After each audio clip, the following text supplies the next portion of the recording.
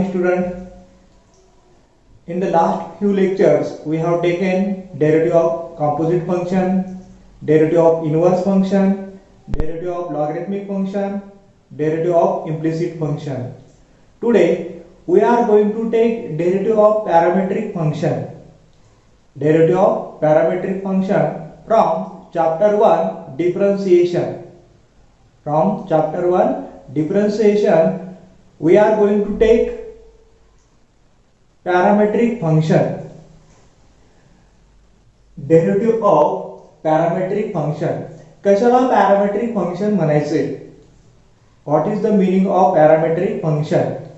जे आपण composite function मध्ये पाहिलेलं आहे, इनव्हर्स फंक्शन मध्ये पाहिलेलं आहे, logarithmic function and implicit function, ही आपल्याला सर्वच्या सर्व या ठिकाणी यूज करायची आहेत. We have to use all these derivatives in parametric function. फक्त पॅरामेट्रिक फंक्शनची आपल्याला जी नवीन कन्सेप्ट आहे ती आपल्याला माहित करून घ्यायची आहे. What is meaning of derivative of parametric function? कशाला आपण पॅरामेट्रिक फंक्शन म्हणणार? If x and y are expressed, आपण x and y जी फंक्शन आहेत आर एक्सप्रेस जी फंक्शन आहे ती आपण कशामध्ये एक्सप्रेस करणार आहे? x and y are function expressed in same variable t. Same variable t. जेव्हा आपण x आणि y ही दोन फंक्शन जर कन्सिडर केले, जसं आपण y equal to F of X, y हे फंक्शन x मध्ये एक्सप्रेस करत होतो, y हे फंक्शन x मध्ये एक्सप्रेस करत होतो, त्याच पद्धतीने आपल्याला काय करायचे? या ठिकाणी x and y ही दोन फंक्शन आहे, दोन फंक्शन पण एकाच व्हेरिएबल मध्ये आहेत. There are two function in same variable, that is x equal to f of t and y equal to g of t. किती फंक्शन आहे या ठिकाणी? एक फंक्शन आहे x आणि दुसरं फंक्शन आहे y. x equal to f of t, x हा t मध्ये एक्सप्रेस केलेला आहे, y हा t मध्ये एक्सप्रेस केलेला आहे. म्हणजे दोन वेगळी फंक्शन एकाच व्हेरिएबल मध्ये एक्सप्रेस केलेले असतील तर त्यांना पॅरामेट्रिक फंक्शन म्हणायचं. बरोबर? ही दोन इक्वेशन आहे. Then these two equation are called as, ही जी दोन इक्वेशन आहे x equal to f of t and y equal to g of t are called as parametric function. This is called as parametric function. या फंक्शनला आपण काय म्हणणार आहे? पॅरामेट्रिक फंक्शन म्हणणार आहे. Then this function are called parametric function. ही जी फंक्शन आहे त्याला आपण पॅरामेट्रिक, मग टी ला काय म्हणणार आहे? Where T is the parameter, where T is the parameter, or t is called as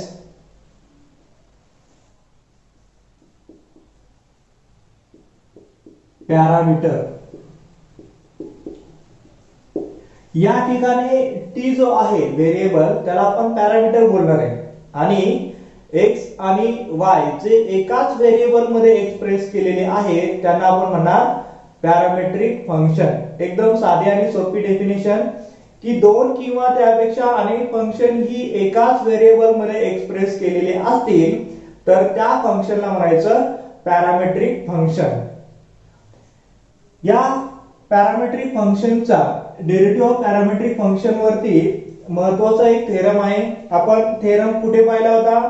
chain rule that is composite function, तिथे आपण पाहिला होता. इनव्हर्स फंक्शन मध्ये आपण थेरम पाहिलेला आहे आणि पॅरामेट्रिक फंक्शन, हे तिन्ही थेरम आपल्याला सारखेच आहेत.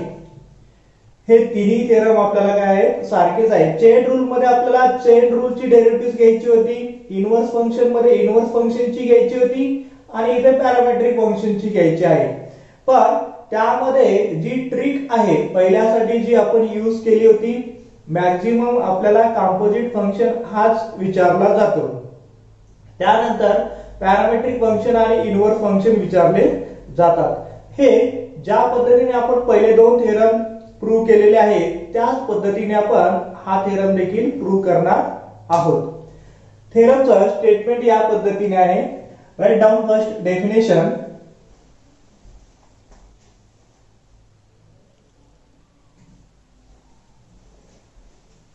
Theorem, if very important theorem, if x equal to f of t and y equal to g of t are differentiable function of t, x equal to f of t, x हा t मध्ये express केलेला आहे, y हा t मध्ये express केलेला आहे, म्हणून ते पॅरामेट्रिक फंक्शन आहे.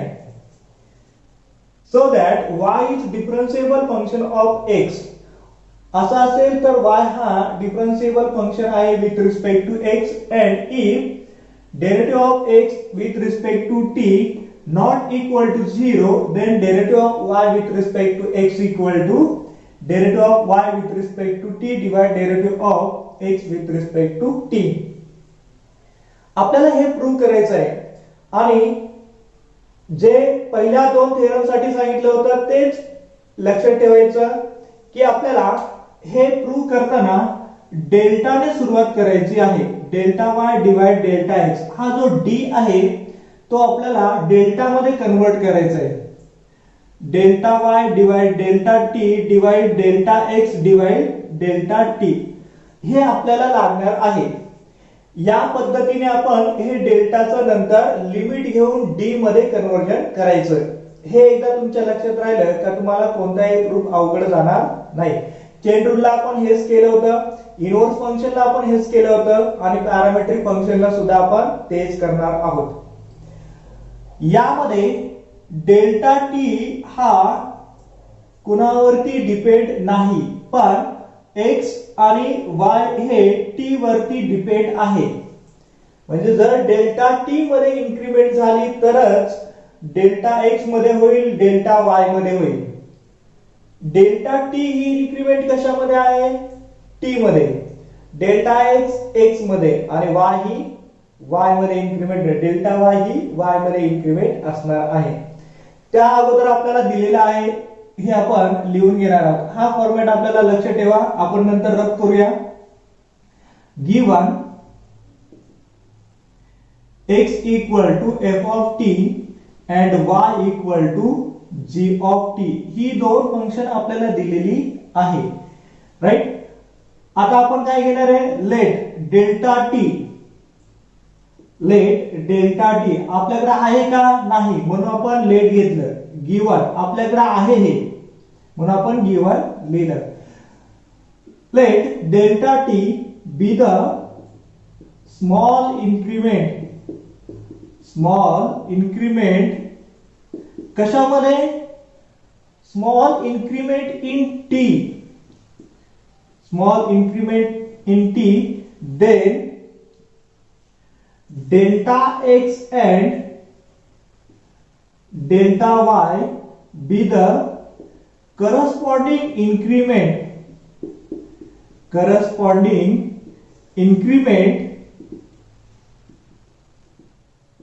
कशामध्ये?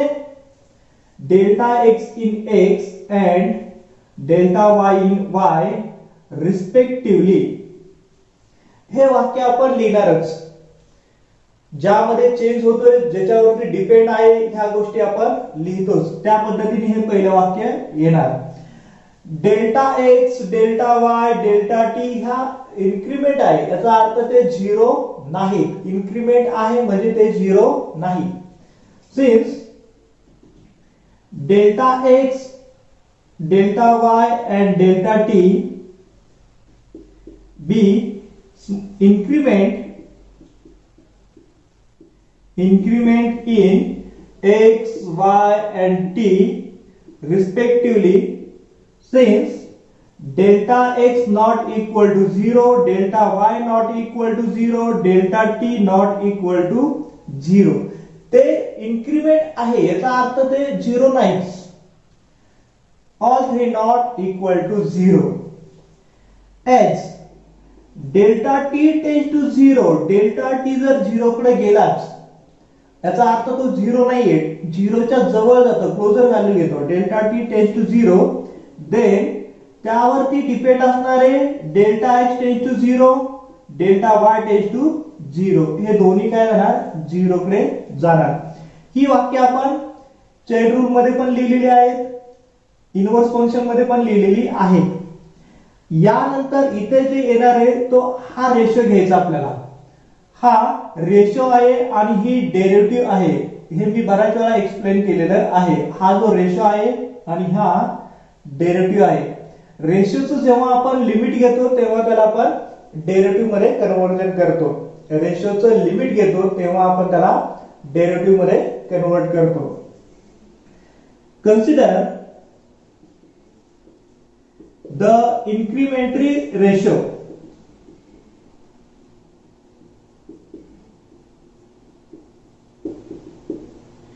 ज्याची इन्क्रिमेंट झालेली आहे त्याला आपण इन्क्रिमेंटरी रेशो म्हणणार. इन्क्रिमेंट कशामध्ये झालेली आहे? Delta y, delta x, delta t. म्हणजे आपण रेशो घेतोय बा, delta y divide delta x हा रेशो घेतोय. पण हा रेशो कसा आहे?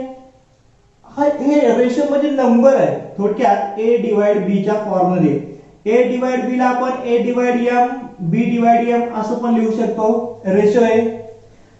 आता m ची व्हॅल्यू आपण घेणार डेल्टा t ने, इथे लिहिलेली पहा. या पद्धतीने आपल्याला काय करायचंय? रेशो सुरुवातीला घ्यायचा आहे. Delta y divide delta t divide delta x divide delta t. या ठिकाणी delta t not equal to 0 आहे. Delta t not equal to 0 आहे, त्यामुळे चालू शकते. हे आपण असं घेतलेलं आहे आणि आपल्याला इथे दिलेलं पण आहे की डेल्टा डेरिव्हेटिव्ह आहे या ठिकाणी. Delta x divide delta t not equal to 0. Divide ला आले तर ती व्हॅल्यू 0 नकोय. आता delta y divide delta x हे आपण जे इथे सांगितलं होतं की d चं डेल्टा मध्ये लिहायचं. आता ह्या डेल्टाचं आपल्याला काय करायचंय?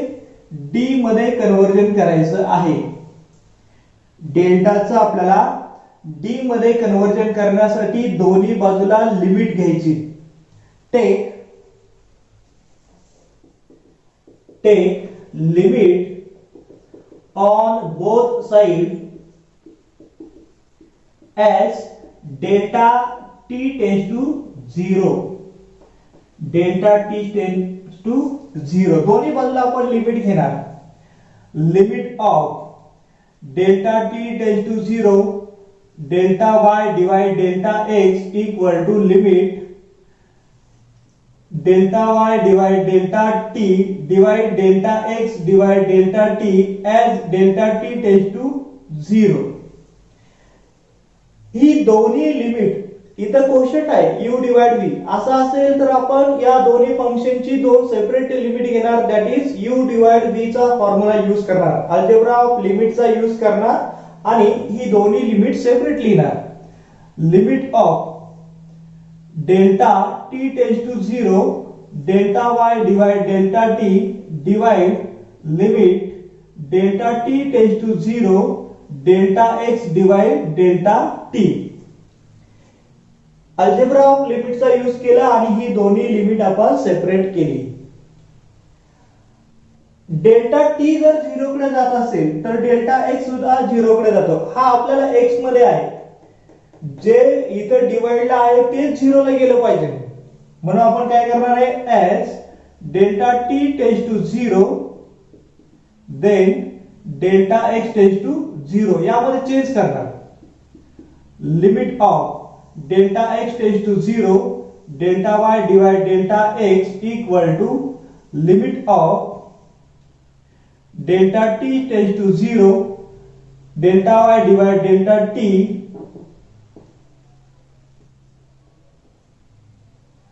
divide limit of delta x divide delta t as delta t tends to 0. We say that this is equation number 1. याला आपण इक्वेशन नंबर 1 नोटेशन देणार. पण आपल्याला दिलेलं काय आहे? आपल्याला दिले की x equal to f of t and y equal to g of t are differentiable function of t. याचा अर्थ ही डेरिव्हेटिव्ह काय होते? एक्झिट होते. Since x equal to x and y are differentiable function of t, that is limit of delta x divide delta t as delta t tends to 0 equal to derivative of x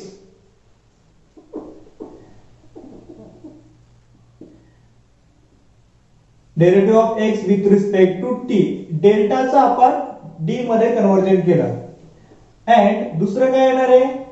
limit of delta y divide delta t as delta t tends to 0 equal to derivative of y with respect to x. This is equation number 2. Equation number 2 च्या value equation 1 मध्ये put करा. Put the values of equation 2 in equation 1. That is from 1 and 2 we can write that limit of delta y divided delta x as delta x tends to 0 equal to derivative of y with respect to t divided derivative of x with respect to t. ह्या ज्या value आहेत या value आपण या ठिकाणी put केल्या. Right हँडला डेल्टाचा आपण जो राइट हँड होता आपण डेल्टा डी मध्ये कन्वर्जन केलेलं आहे. डेल्टाचं डी मध्ये लिमिट येऊन कन्वर्जन केलेलं आहे. आता फक्त राहिला हे लेफ्ट हँड साइड. पण राइट हँड साइडला डेरिव्हेटिव्ह एक्झिट होते आणि ती कशी आहे? फायनाइट आहे. याचा अर्थ जर राइट हँडला एक्झिट होत असेल आणि इक्वल टू साइन असेल तर लेफ्ट हँडची सुद्धा डेरिव्हेटिव्ह काय होणार? एक्झिट होणार. This is equation number 3. Since left hand of 3 exit and finite, that is this is right hand side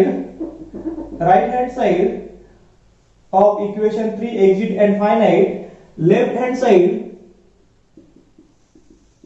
of 3 exit and finite.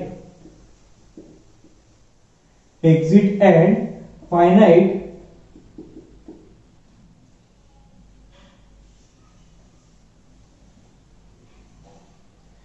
Exit and finite. मग असं काय करणार तुम्ही की ही जी व्हॅल्यू आहे त्याला एक नोटेशन देणार. Since limit of delta y divide delta x as delta x tends to 0 equal to derivative of y with respect to x. आणि ही जी व्हॅल्यू आहे ही इक्वेशन 3 मध्ये पुट करायची. फ्रॉम इक्वेशन 3 या ऐवजी आपण ही व्हॅल्यू रिप्लेस करणार आणि आपल्याला इक्वेशन भेटणार derivative of y with respect to x equal to derivative of y with respect to t divide derivative of x with respect to t. This is required proof. Hence proof.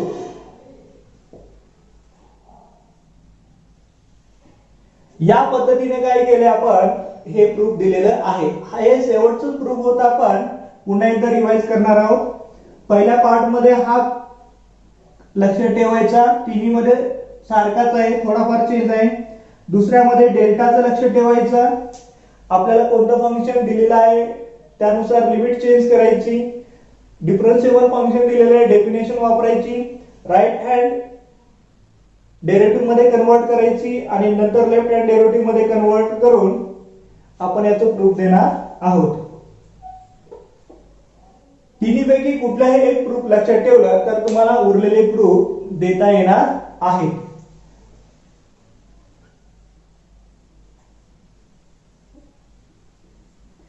Now write down in your notebook.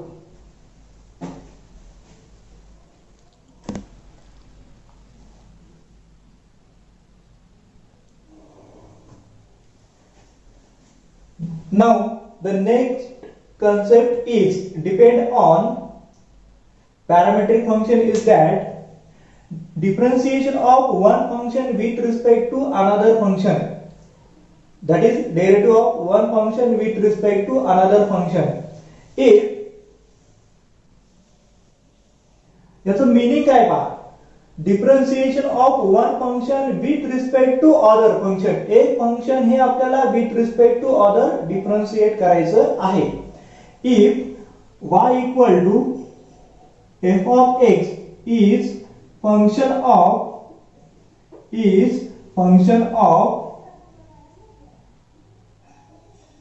x, y हे function जर x मध्ये असेल, then we say that y is differentiable function with respect to x, that is derivative of y with respect to x. We know that जर y हे function x मध्ये असेल and y is differentiable function with respect to x, then we say that derivative of y with respect to x. Here similar, if u equal to f of x and v equal to g of x, u and v are two functions are expressed in the same variable x. U equal to f of x and v equal to g of x be two differentiable function with respect to x, that is derivative of u with respect to x equal to u dash of x. म्हणजे आपण u ची derivative घेऊ शकतो with respect to x आणि v ची सुद्धा घेऊ शकतो. Derivative of v with respect to x equal to v dash of x. दोन्हींची आपण डेरिव्हेटिव्ह घेतलेली आहे. u is a function of x and v is also function of x, आणि आपण त्यांच्या डेरिव्हेटिव्ह घेतलेले आहे. Derivative of u with respect to x and derivative of v with respect to x. आता आपल्याला एक function with respect to other function differentiate करायचं आहे. One function we have to differentiate with respect to other function, then derivative of function u of x with respect to v of x is काय येणार आहे, u of x with respect to v of x with respect to x, with respect to म्हणजे आपण डिवाइडच्या form मध्ये घेतो. Derivative of u with respect to v, derivative of function u with respect to v of x, that is derivative of u with respect to v equal to काय येणार आहे. आपण यासाठी जो पॅरामेट्रिक फंक्शन पाहिलेले आहे, डेरिवेटिव ऑफ u कशी लिहिणार आहे आपण, ही लिहिणार आहे derivative of u with respect to x divide derivative of v with respect to x. म्हणजे एका फंक्शनची derivative with respect to x घेताना, एका फंक्शनची derivative with respect to other घेताना आपण ते जे फंक्शन कशामध्ये एक्सप्रेस केलेला आहे तो आपण व्हेरिएबल यूज करणार, that is derivative of u with respect to x. हे फंक्शन आहे, हे पण फंक्शन आहे. या ठिकाणी y हे फंक्शन आहे आणि x हा व्हेरिएबल आहे. त्याची आपण डेरिव्हेटिव्ह लिहितो derivative of y with respect to x. आता आपण एका फंक्शनची विथ रिस्पेक्ट टू अदर घेतोय. हे u फंक्शन आहे आणि v सुद्धा फंक्शन आहे. एका फंक्शनची derivative with respect to other घेताना आपण ते जे function with respect to variable आहे divide other function with respect to that variable, ही दोन्ही एकाच व्हेरिएबल मध्ये एक्सप्रेस केली होती, ते आपण पॅरामेट्रिक फंक्शनचा रूल यूज करून लिहिणार. म्हणजे अशा पद्धतीने आपल्याला काय करायचंय, एका फंक्शनची derivative with respect to other find out करायचे. समजा u equal to sine of x असेल and v equal to cos of x असेल, तर आपल्याला काय करावं लागेल, derivative of sine of x with respect to derivative of cos of x हे आपल्याला फाइंड आउट करायचे. आणि यासाठी आपण फाइंड आउट करणार derivative of sine of x with respect to x divide derivative of cos of x with respect to x. अशा पद्धतीने आपण रूल यूज करून एका derivative of sine of x with respect to cos of x find out करणार. With respect to x नाही, इथं question काय असणार आहे, find derivative of sine of x with respect to cos of x. जो नेहमी आपल्याला विथ रिस्पेक्ट टू x वगैरे असा क्वेश्चन होता, त्याऐवजी येणार आहे derivative of sine of x with respect to cos of x.